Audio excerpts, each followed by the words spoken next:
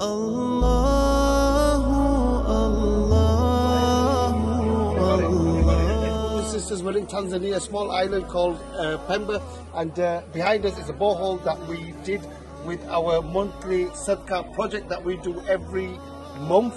And with your donation, we're able to do this. So every month, Lala?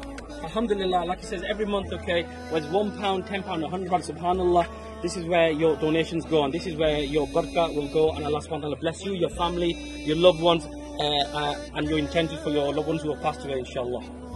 So alhamdulillah, with the monthly Sadaqah project, we don't only just do boreholes, we look after medical, education, housing, financial support for people around the world. So our request to you is, please, even if you donate £1, believe me, it makes a difference on the ground.